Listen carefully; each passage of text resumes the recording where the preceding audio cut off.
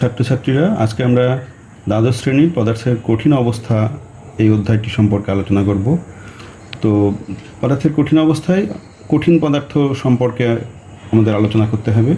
তো কঠিন পদার্থকে তাদের বিভিন্ন বৈশিষ্ট্য অনুযায়ী প্রথমে দুটো ভাগে ভাগ করা যাবে, কেলাসাকার এবং অনিয়তাকার। এটা তোমরা আগেও পড়েছো। তো এখন আমরা একটু দেখে নেব যে কোন কোন বৈশিষ্ট্যের ভিত্তিতে এই ভাগটা করা হচ্ছে। দেখো, যেসব পদার্থের নির্দিষ্ট জ্যামিতিক আকার থাকবে, যেসব পদার্থের নির্দিষ্ট গলনাঙ্ক স্ফুটনাঙ্ক থাকবে, যেসব পদার্থের নির্দিষ্ট লিনতাপ থাকবে এবং যেসব পদার্থ অসমদৈশিক বা অসমসারক, ইংরেজিতে অ্যানাইসোট্রপিক হবে, তাদেরকে আমরা বলবো কেলাসাকার পদার্থ।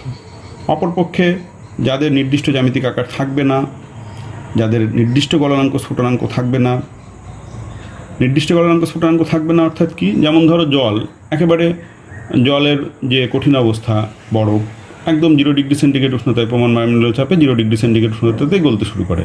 আবার প্রমাণ বায়ুমণ্ডলীয় চাপে জল 100 ডিগ্রি সেন্টিগ্রেড উষ্ণতাতেই বাষ্পে পরিণত হতে শুরু করে।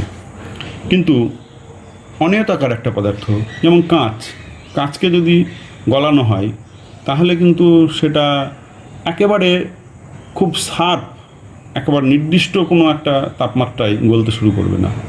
সব অংশ হয়তো একটা রেঞ্জের মধ্যে, এত থেকে এত তাপমাত্রার মধ্যে সেটা গলবে।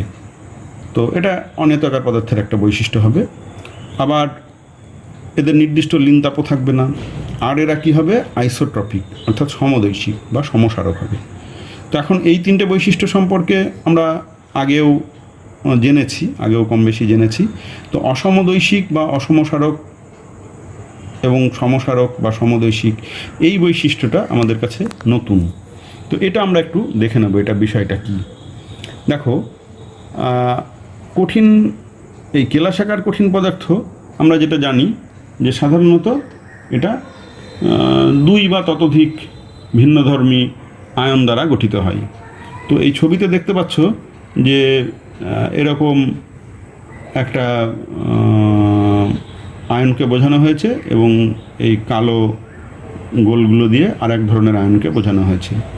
তো এক্ষেত্রে আমরা যদি এই কেলাসটার এই তল বরাবর কাটি তাহলে এদিকের তলটার বিভিন্ন বৈশিষ্ট্য, যেমন প্রতিসরাঙ্ক, তাপীয় রোধাঙ্ক, এগুলো এই দিকের তলটার একরকম হবে এবং এই দিকের তলটার আর এক রকম হবে। কারণ এই দিকের তলটা এক ধরনের আয়ন দ্বারা তৈরি এবং এই দিকের তলটা আর এক ধরনের আয়ন দ্বারা তৈরি। আবার আমরা যদি এসি বরাবর যদি কাটি তাহলে দেখব এই তলে আবার 2 ধরনের আয়নই আমরা অল্টারনেট করে পাচ্ছি। অর্থাৎ এসি বরাবর কাটলে এর দুপাশে আমরা ওই ধর্মগুলো অর্থাৎ প্রতিসরাঙ্ক, তাপীয় রোধাঙ্ক, এগুলো আবার অন্য রকমের পাবো।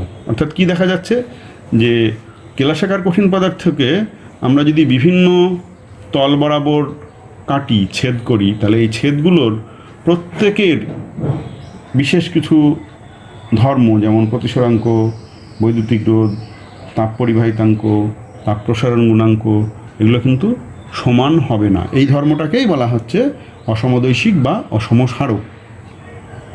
এবার বিপরীত দিকে আমরা অনিয়তাকার পদার্থের যদি দেখি, তো অনিয়তাকার পদার্থের যেহেতু নির্দিষ্ট কোনো আয়ন দ্বারা তৈরি হয় না, সাধারণত অণু দ্বারা অনিয়তাকার পদার্থ তৈরি হয়, সুতরাং সেক্ষেত্রে তার সব অংশের একই ধরনের অণু দিয়ে পদার্থটা তৈরি হয়, তার ফলে সেটা সমদৈশিক হয়। অর্থাৎ যে কোনো ছেদ বরাবর যদি সে পদার্থকে কাটা হয় তাহলে তার এই বৈশিষ্ট্যগুলো অর্থাৎ প্রতিসরাঙ্ক, তাপীয় পরিবাহিতাঙ্ক, বৈদ্যুতিক রোধ এবং তাপীয় প্রসারণ গুণাঙ্ক, এগুলো সমান হয়।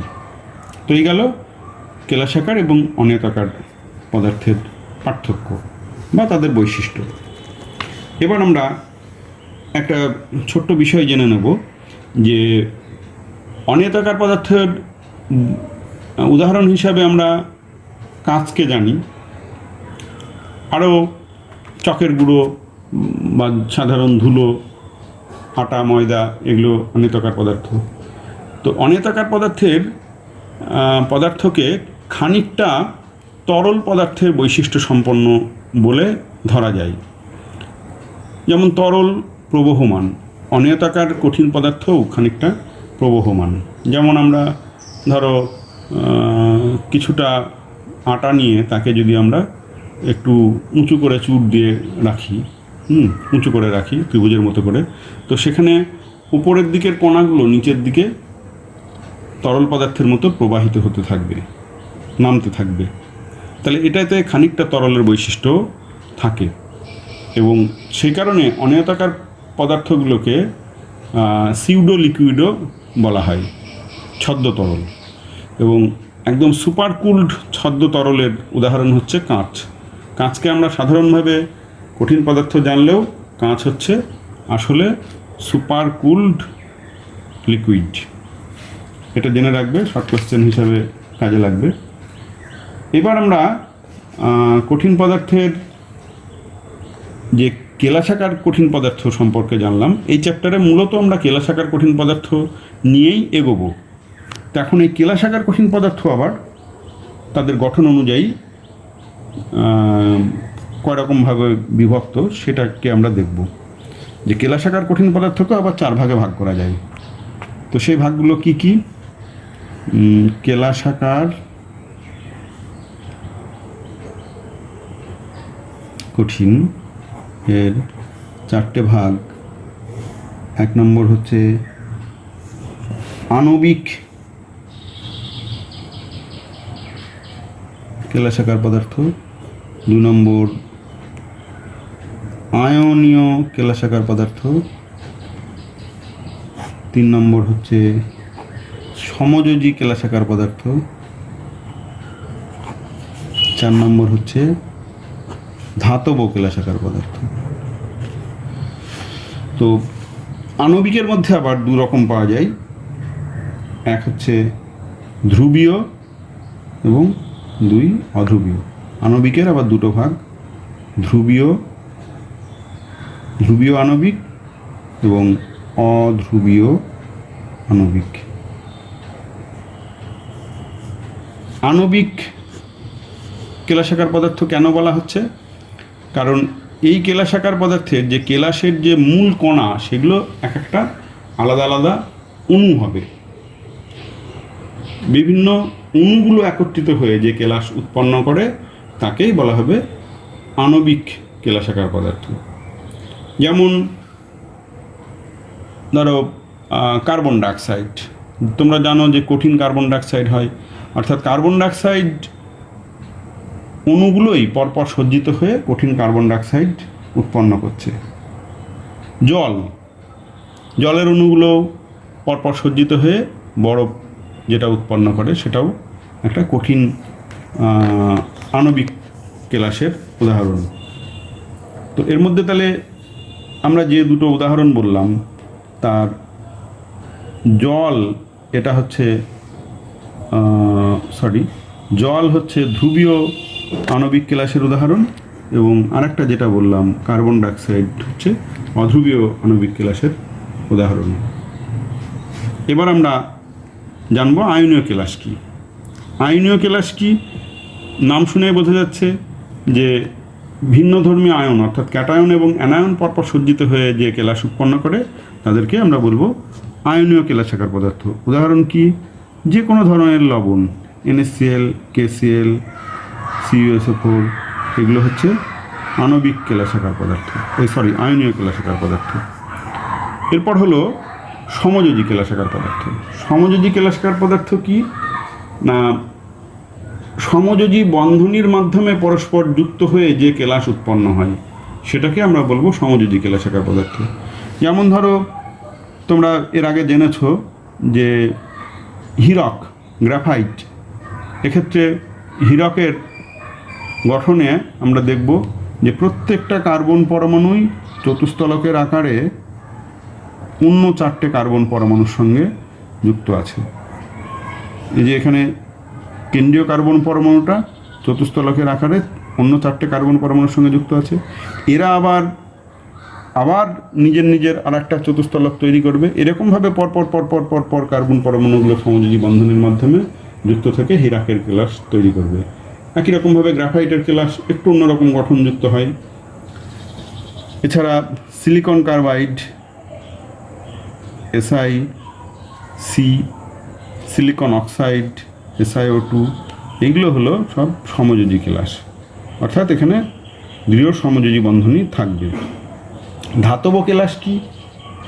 বিভিন্ন ধাতুগুলো যে কেলাসাকার যৌগ গঠন করে সেগুলোই হচ্ছে ধাতব কেলাস। ধাতব কেলাস এর গঠনটা কীরকম, এর গঠনটা সম্পর্কে আমরা এর আগে খুব একটা বেশি পড়িনি।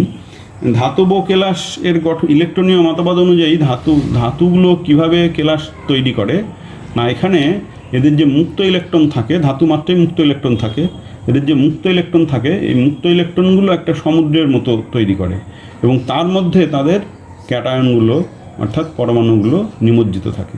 তো এইভাবে ইলেকট্রন সমুদ্রের মধ্যে পরমাণু নিমজ্জিত থেকে যে কেলাস তৈরি করে সেটাকে বলা হচ্ছে ধাতব কেলাস। ধাতব কেলাসের উদাহরণ বিভিন্ন ধরনের ধাতু, কপার, জিঙ্ক, সোডিয়াম, ম্যাগনেসিয়াম, এরকম বিভিন্ন ধাতু হচ্ছে ধাতব কেলাসের উদাহরণ। তো এবার আমরা এই যে 4 ধরনের কঠিন কেলাসাকার পদার্থ দেখলাম, এদের একটু বৈশিষ্ট্য দেখব। প্রথমত এদের আন্তঃআণবিক আকর্ষণ বল। আণবিক কেলাস ধ্রুবীয় এবং অধ্রুবীয় দুরকমই হতে পারে। তো ধ্রুবীয়র ক্ষেত্রে আন্তঃআণবিক আকর্ষণ বল, ডাইপোলার ইন্টারাকশন যেহেতু থাকে সেহেতু আন্তঃআণবিক আকর্ষণ বল কিছুটা বেশি হয়। অধ্রুবীয়ের ক্ষেত্রে আন্তঃআণবিক আকর্ষণ বল একবারেই কম, শুধুমাত্র মৃদু ভ্যান ডার ওয়াল আকর্ষণ বল। অর্থাৎ মোটের ওপরে আণবিক কেলাসের আন্তঃআণবিক আকর্ষণ বল তুলনামূলকভাবে কম। তো আন্তঃআণবিক আকর্ষণ বল যেহেতু কম, তাহলে এদের গলনাঙ্ক স্ফুটনাঙ্ক এদের কম হবে, কাঠিন্য এদের কম হবে। এবার আমরা যদি আয়নীয় কেলাস দেখি, আয়নীয় কেলাসগুলো তৈরি হচ্ছে কি করে? বিপরীতধর্মী আয়ন পরস্পর যুক্ত থেকে। তো বিপরীতধর্মী আয়ন যখন যুক্ত থাকে তখন তাদের মধ্যে কুলম্বীয় আকর্ষণ বল কাজ করে এবং কুলম্বীয় আকর্ষণ বল খুব তীব্র আকর্ষণ বল। সুতরাং আয়নীয় কেলাস যেগুলো আছে তাদের গলনাঙ্ক স্ফুটনাঙ্ক সাধারণত বেশি হবে এবং এদের কাঠিন্য বেশি হবে। এবার সমযোজী কেলাস তৈরি হচ্ছে কি করে? একেবারে দৃঢ় সমযোজী বন্ধনের মাধ্যমে প্রত্যেকটা অংশ যুক্ত থাকছে। সুতরাং এই কেলাসের আন্তঃআণবিক আকর্ষণ বল বা পরমাণু আকর্ষণ বল সবচেয়ে কিন্তু বেশি, অর্থাৎ এই কেলাসকে ভাঙা সব থেকে বেশি কষ্টকর, এর কাঠিন্য সবচেয়ে বেশি। সেই জন্যই হীরক হচ্ছে সবচেয়ে কঠিন মৌল, সিলিকন কার্বাইড কঠিন যৌগ সবচেয়ে। তাহলে সমযোজী কেলাসের কাঠিন্য সবচেয়ে বেশি হবে, গলনাঙ্ক স্ফুটনাঙ্ক সবচেয়ে বেশি হবে। এরপর হচ্ছে ধাতব কেলাস। ধাতব কেলাস ইলেকট্রনের সমুদ্রের মধ্যে পরমাণুগুলো থাকবে, এরও কাঠিন্য মোটামুটি মাঝারি মানের হবে। সমযোজী এবং আয়নীয় তুলনায় কোনো ক্ষেত্রে বেশিরভাগ ক্ষেত্রেই কম হবে, দু একটা ক্ষেত্রে বেশিও হতে পারে। তো এই গেল 4 ধরনের কেলাসের শ্রেণীবিভাগ সম্পর্কে। এবার আমরা এই বিভিন্ন ধরনের কেলাসাকার যৌগের কেলাস গঠন কীরকম হয় সেই কেলাস গঠন নিয়ে আমরা পড়ব। তো কেলাস গঠন নিয়ে পড়তে গেলে আমাদের প্রথমে কেলাস সম্পর্কে একটু ধারণা নিতে হবে যে কেলাস কিভাবে গঠন হয়। অ্যাকচুয়ালি যখন যে কোনো ধরনের আণবিক হোক, আয়নীয় হোক, সমযোজী হোক, যে কোনো ধরনের কেলাস যখন গঠন হয় তখন তাদের কিছু উপাদান কণা থাকে। সেটা অণু হতে পারে, পরমাণু হতে পারে, আয়ন হতে পারে। তো সেই উপাদান কণাগুলো নির্দিষ্ট সজ্জায় পরপর সজ্জিত থাকে এবং এটা আমি একটা তল এঁকে দেখাচ্ছি। এবার কেলাস গঠন তো ত্রিমাত্রিক হয়, এর ওপরে নিচে এরকম অণু বা কণাগুলো থাকবে। তো এখন এই কণাগুলোকে পরস্পর যুক্ত করে যে ত্রিমাত্রিক গঠন পাওয়া যাবে সেগুলোকেই বলা হবে কেলাস। এবং সবচেয়ে ছোট যে ত্রিমাত্রিক গঠনটা পাওয়া যাবে সেটাকে আমরা বলবো একক কেলাস। এখন বিভিন্ন যৌগের এই একক কেলাসের মাত্রা অনুযায়ী একক কেলাসগুলোকে কতগুলো ভাগে ভাগ করা যাবে। একক কেলাস বা একক কোষও বলে, বা একক কোষ। তো একক কোষ এর সাধারণভাবে গঠন কীরকম হবে? সাধারণভাবে গঠন একটা বাক্সের মতো হবে, ধরো এরকম, ধরো একটা বাক্সের মতো হবে। এটা একটা তল এরকম, আর একটা তল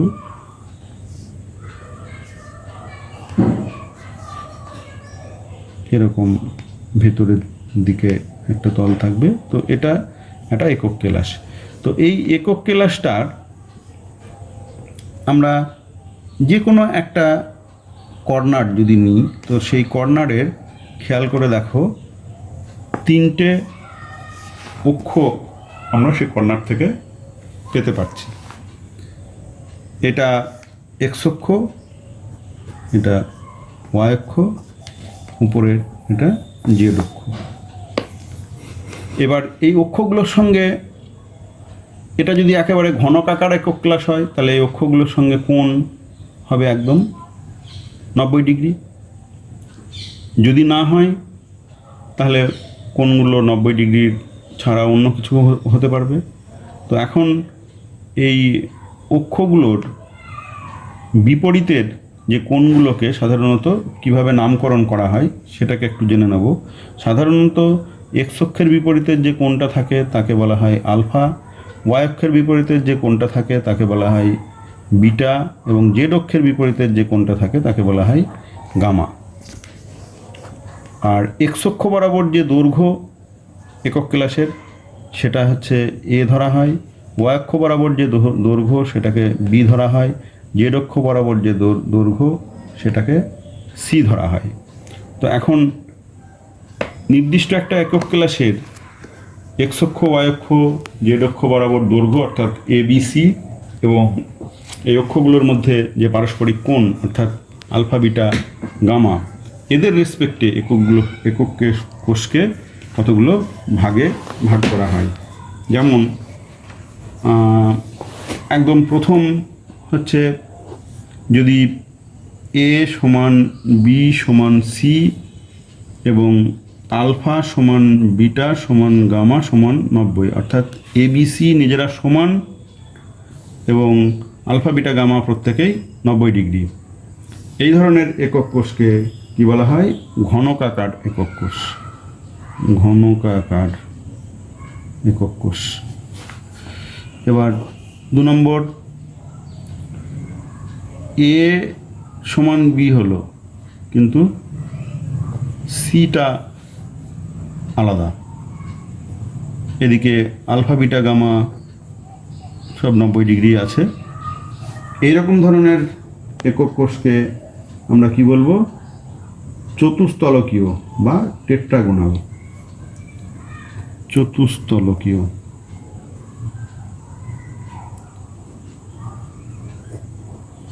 বা টেট্রাগোনাল।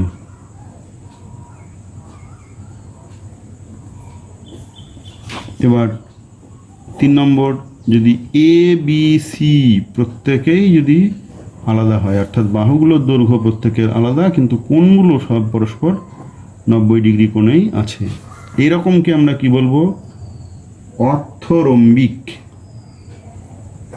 অর্থরম্বিক। তো আলফা বিটা গামা সব 90 ডিগ্রি ধরে এবিসি তিনটেই সমান হলে ঘনকাকার, এবি সমান সি নয় চতুস্তলকীয়, এবিসি তিনটে আলাদা অর্থরম্বিক। এবার আমরা আলফা বিটা গামার ডিফারেন্সে যাব। দেখো, যদি এ বি সি সমান কিন্তু আলফা বিটা গামা, এদের মধ্যে আলফা সমান বিটা সমান গামা, কিন্তু এরা কেউই 90 ডিগ্রি নয়, এরকম যদি হয় তাহলে তখন আমরা তাকে কি বলবো? রম্বোহেড্রাল।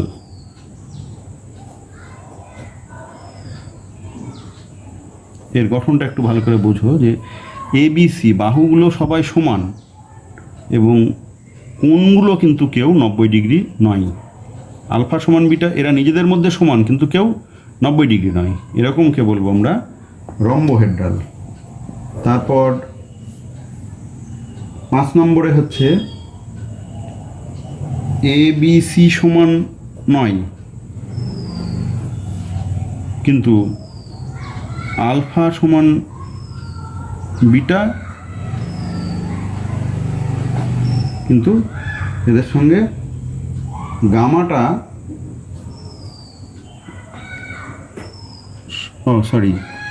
আলফা সমান গামা কিন্তু beta not equals to 90 degree, এরকমকে বলবো আমরা মনোক্লিনিক।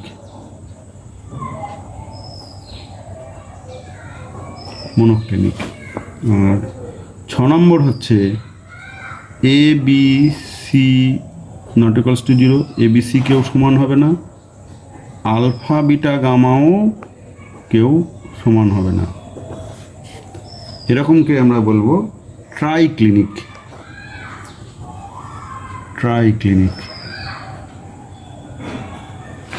7 নম্বর এ সমান B, C not equals to B, অর্থাৎ এ বি নিজেদের মধ্যে সমান কিন্তু সিটা সমান নয়, এবং আলফা সমান বিটা সমান 90, আলফা বিটা 90 ডিগ্রি, অথচ গামাটা হচ্ছে 120 ডিগ্রি। এটা একটু অন্যরকম, এটা হচ্ছে হেক্সাগোনাল।